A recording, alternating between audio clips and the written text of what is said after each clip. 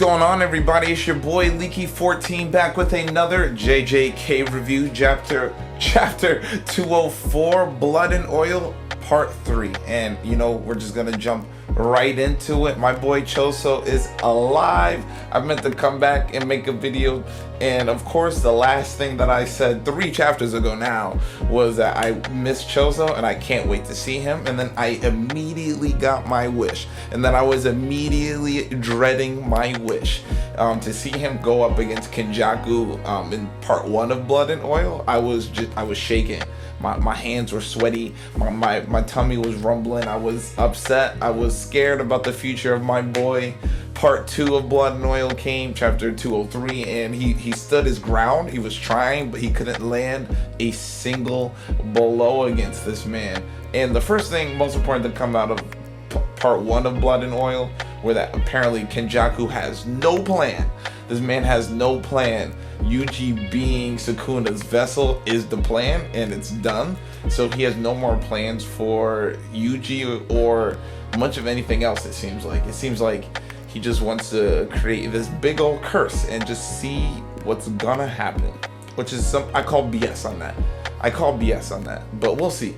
In part 2 of Blood and Oil, we see Choso trying to get his blows in, and he cannot.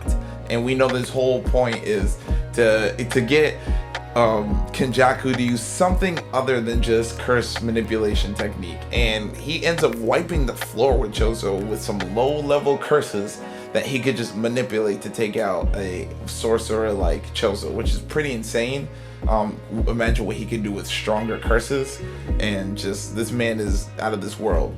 But now we get to part 3 of Blood and Oil, and my man called on the power of his brothers. He said Iso Yuji, and I'm gonna butcher this last name, but he said, bro, please help me. And I saw people online roasting this about the power of friendship, like on some fairy tale, and it's really not the same. He really didn't get that much of a power boost, right? He's still struggling against the strongest sorcerer in the verse. But at least we get to see him use a copy of his brother's techniques, right? It's not even like he got his brother's techniques. He just copied it and did it his own way. And I actually went back to chapter 60 of JJK, where Nobara and Yuji are going up against his 2 brothers, and we see Winged King for the first time. And this is a beautiful double-page spread, and it does just what it's doing in this chapter, right? It tracks. But like Kenjaku says, it's not as fast as Piercing Blood, and Piercing Blood couldn't hit me anyway. So what is the point? The point is, like, Choso, here we go, he's a strategist, man. The point is to use the paths to open up to hit you with Supernova on all 4 sides. And Supernova is literally like a mini hand grenade going off. So there's no dodging that, right? You have to protect yourself. And he does. We got you, Kenjaku. He finally busts something else that is not just curse manipulation. And the second that happens, Yuki busts out like, yo, you're not my brother, but good work, big bro. So now I'm hyped. Are they gonna fight together for a bit? Is Choso just gonna sit out and Yuki's gonna stand in? How is this going to end? Because getting Kenjaku getting here is clearly a big part of his plan, right? He needs to get that barrier technique, and it'll probably unlock curses around the world. So are Choso and Yuki just gonna die here?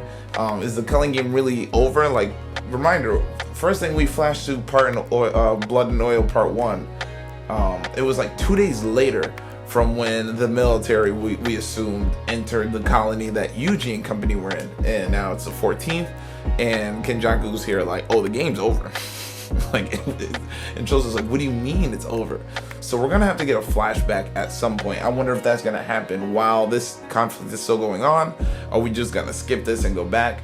But I'm really hyped to see what Yuki learned and what she's gonna do to counter this man.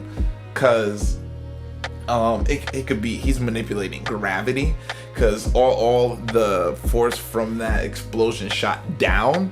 So if this man is manipulating gravity, like, swole. We already know how OP gravity can get in stories like these. But man, it could be anything.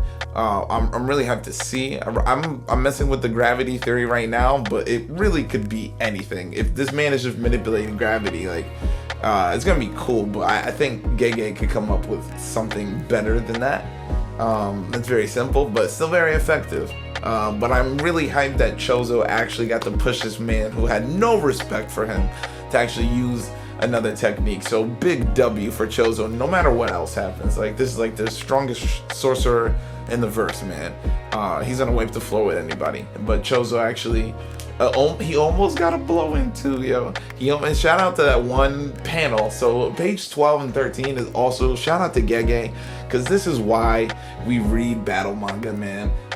Just the way your eyes flow on this page. I'm gonna try to put it up there, from Choso in the corner to his arm going down to grabbing Kenjaku to him and then you go naturally go right back to the right side where we see Kenjaku like overlaying on that panel anyway, and then we see him grabbing him and flinging him, and of course your eyes naturally then go back to Choso, who's overlaying on that panel, right? And then we go back to the other side because he's flinging him.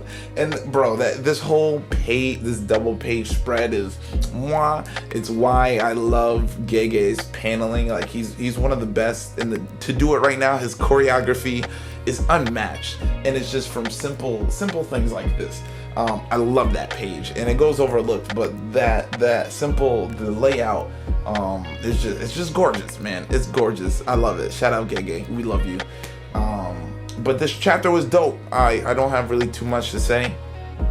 I just, the only thing I wonder now is Choso and Yuki gonna be in a dire situation here? Like, are they gonna give up their lives to protect this man, or are they gonna come out unscathed and Kenjaku's just gonna escape with this barrier technique, and that's it?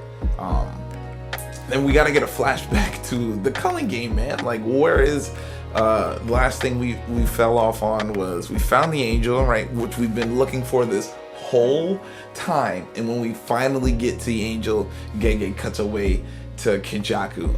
It's very cool to see Kenjaku doing things themselves also, instead of just sending other henchmen or minions, right? Like, the last few times we've seen him, it's him with like one other person, and he's doing the works. So that's how I know we in the end game right now, or JJK, which is a little scary to say. Like, it doesn't seem like there's too much left of this story unless we go past this Kenjaku stuff, man.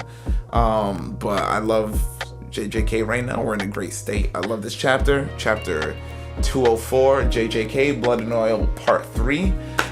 Shout out Choso and company. Yuki's gonna come in and save the day, and hopefully she saves my boy and Kenjaku has to dip.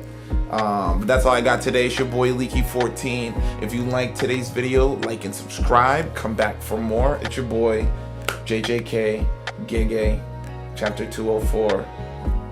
We out of here.